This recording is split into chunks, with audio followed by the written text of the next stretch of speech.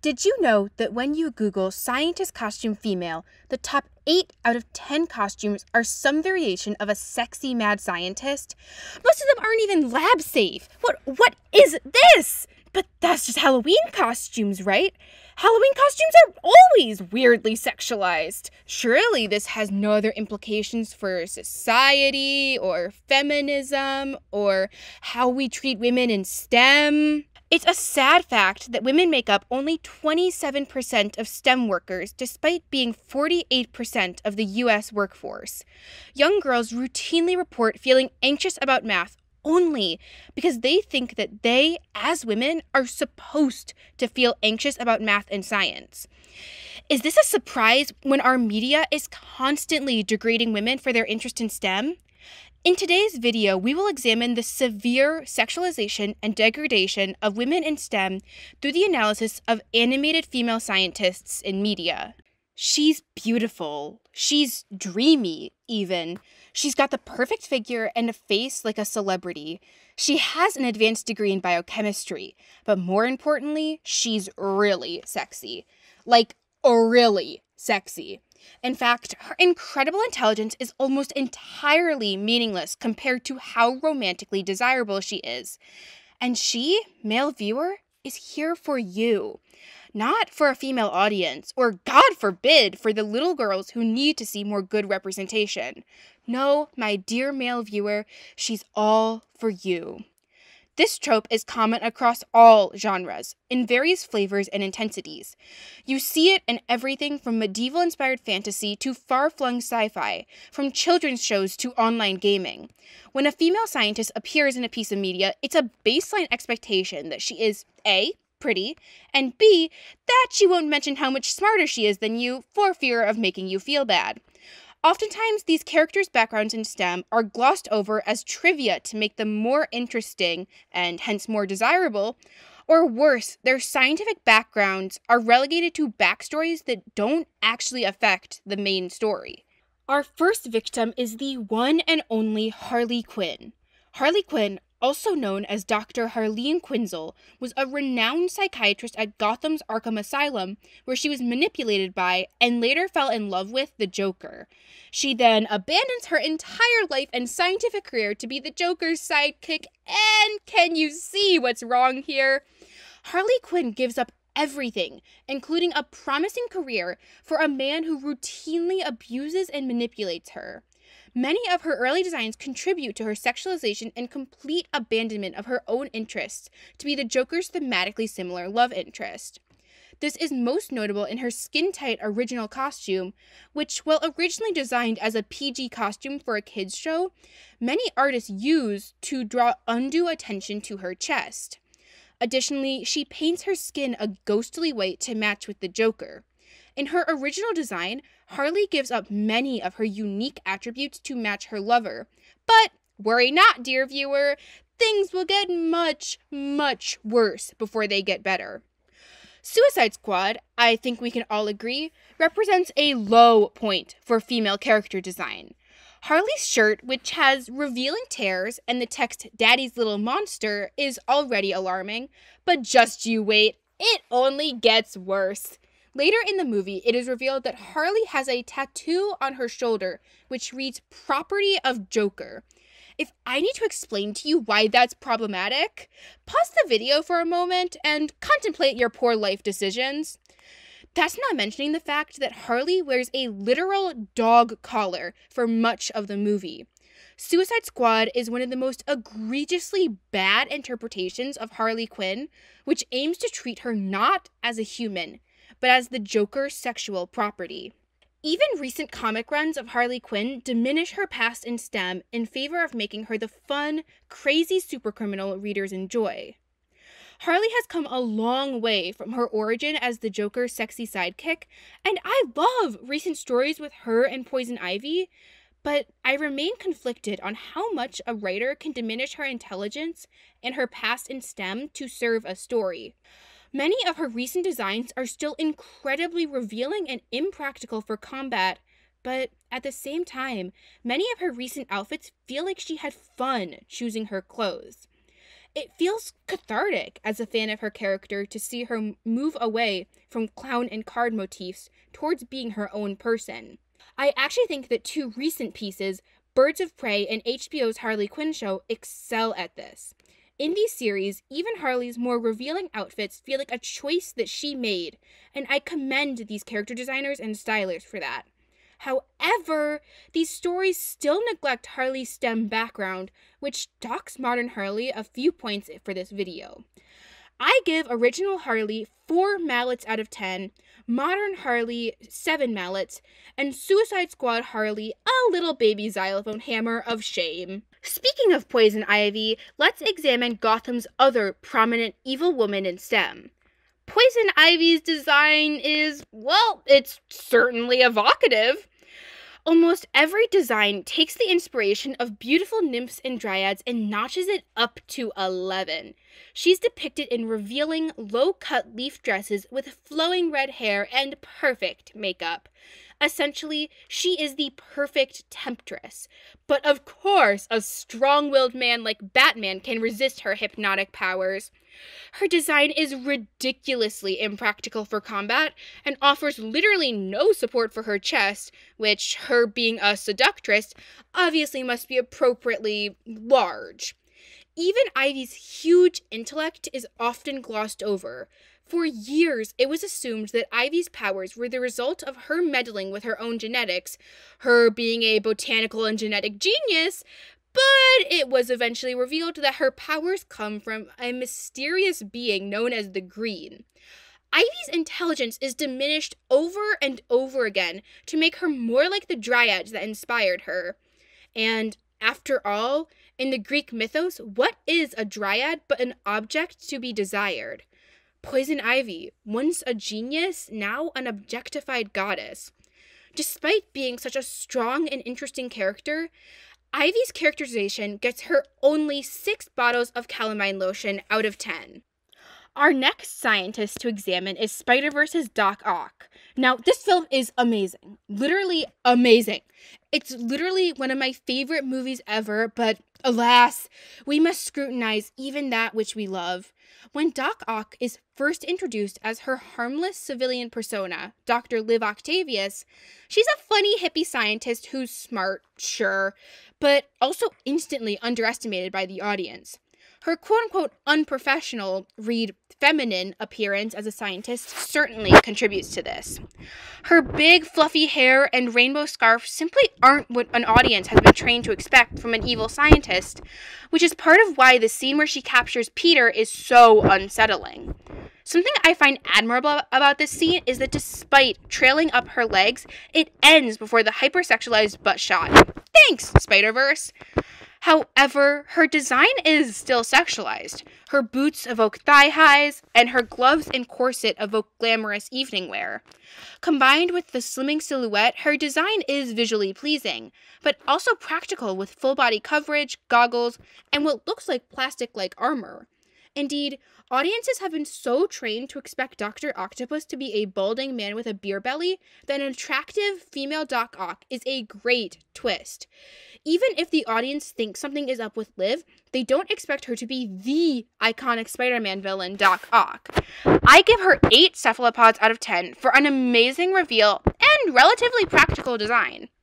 Our next victim is 2018 Shirra's Entrapta. Entrapta is a fun, quirky, highly unreliable roboticist who offers to dissect the main character Adora within minutes of meeting her. She's reckless and cares about knowledge above all else. She joins the bad guys not because she was coerced, but because they gave her shiny new science toys to play with. Despite all of this, she remains likable, even cute. You want to care for her and protect her from the effects of her naivety. Her design helps with this, her huge pigtails in particular. TV Tropes reports that pigtails are associated with young girls, and hence inexperience and innocence. Indeed, one of the main criticisms of Entrapta's character has been that the show desperately wants you to believe she's a good person, even as she helps advance a genocidal maniac's goals. The fact that she endangers her friends time and time again for knowledge, paired with the fact that showrunner N.D. Stevenson has confirmed she was written as being autistic, paints a poor picture not only for female STEM representation, but neurodivergent representation as well. In 2018, Carl Knights, writing for The Guardian, published an article examining the harms of the autistic genius trope. He examines how Hollywood has created an expectation of autism granting superhuman powers such as a photographic memory, writing, quote, "Autistic people are frequently met with the same question that a doctor asks Raymond in the film The Rain Man. Does he have any special abilities?" The pigeonholing of the autistic and autistic-coded characters into tech geniuses is a prevalent issue in Hollywood, which Knight says entrenched a myth that all people with autism are socially inept savants. Researcher and Professor Dow Drasima, I'm sorry about the pronunciation, writes, quote, "The stereotype of the autistic savant raises expectations to an unrealistic level, causing disappointment and frustration for the many autistic persons not so gifted.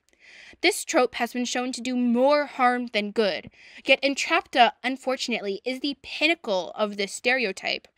She not only enforces the idea of female scientists being either completely uncaring or, alternatively, only existing to care for others, but the idea that one needs a sort of natural genius to succeed in STEM by leaning into the widely critiqued stereotype of autism.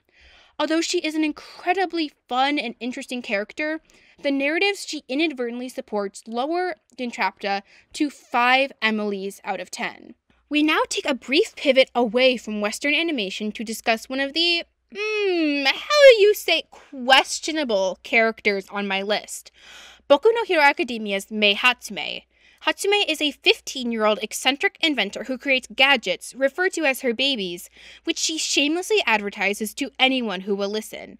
Oh, and also author/artist Kohei Horikoshi decided this scene of her needed to happen. Y'all, she is 15! A child! Hatsume's intense and eccentric nature isolates her from those around her, but she's the most gifted engineer in her class. Horikoshi, whether intentionally or not, sends a message to his teenage and young adult audience that women who are both undeniably intelligent and reasonably attractive have a catch. They have to be crazy, zany, eccentric, and isolated to be really smart. If you want to be a woman in STEM whose intelligence is taken seriously, you have to be special. Special, of course, meaning neurodivergent coded, and hence mocked by the narrative, while also supporting toxic stereotypes about neurodivergent people. Yeah, 4 babies out of 10 for Mei Hatsume. We now reach my favorite character to talk about, the one who I've scrutinized and questioned for years, the one who I kind of had the idea for this video so I could talk about. Overwatch's Mercy. Mercy is, to put it simply, a technological angel.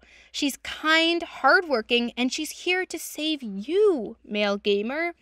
As a longtime Mercy player who has gone out of my way to read her extended lore as well as her fan interpretations, I cannot underestimate how often her character is reduced to A, being fragile, B, supporting others, and C, being beautiful.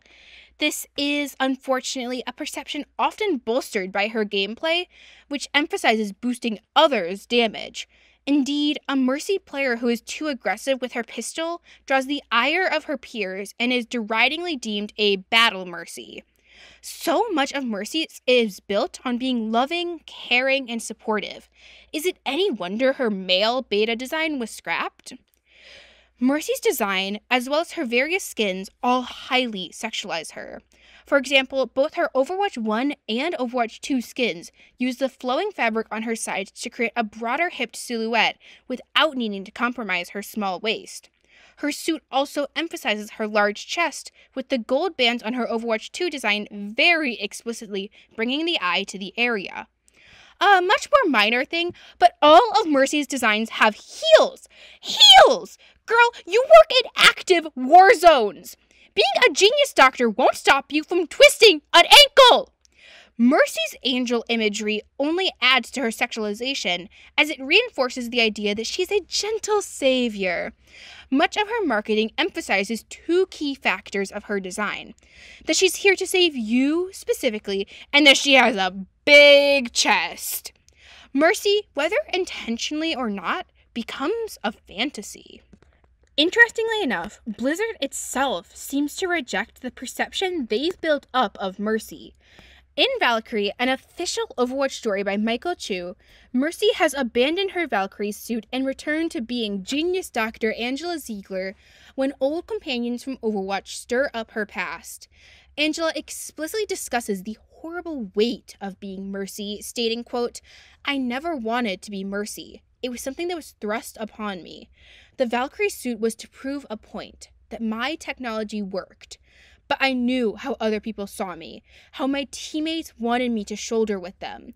And so, little by little, Dr. Ziegler withdrew and Mercy took her place."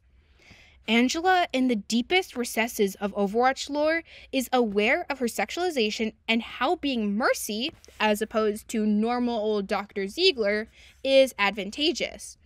After all, Dr. Angela Ziegler is smart, and that's terrifying. But Mercy?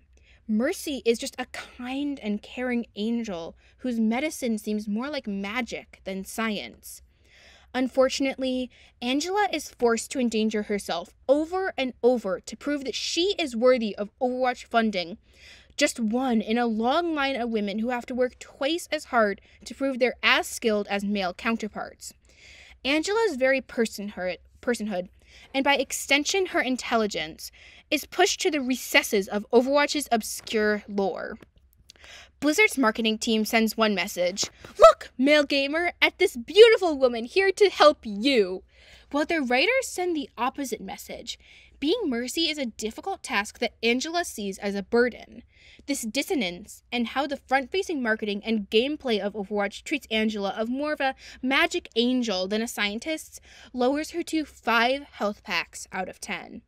From fantasy to sci-fi, from movies to video games, women's intelligence is routinely dismissed, minimized, and pushed to the side to pursue the ultimate object of creating sexy and desirable female companions. Even when good female STEM representation is established, it must rely on other harmful stereotypes to legitimize itself. Is it shocking that women are hesitant to enter the sciences when our media tells us that our value in these fields will be reliant on our attractiveness, when the shows we watch tell us that our intelligence matters less than our beauty? I am not a scientist, nor do I hope to ever be, but for the sake of all girls and women in STEM, we need to take a careful look at how we depict smart women. Is her intelligence a fun trivia fact or bit of backstory, or is the audience forced to confront a highly capable woman? Does she rely on stereotypes to legitimize her worth to the audience, or can she stand on her own 2 feet? I do not make this video to hate on any piece of media, nor should you ever feel ashamed for enjoying these characters. I love all of them. Still, it is vital that we, as intelligent and conscious citizens, take a careful look at the media we consume and how it affects ourselves and others. Good representation helps the people who need it. Bad representation harms everyone.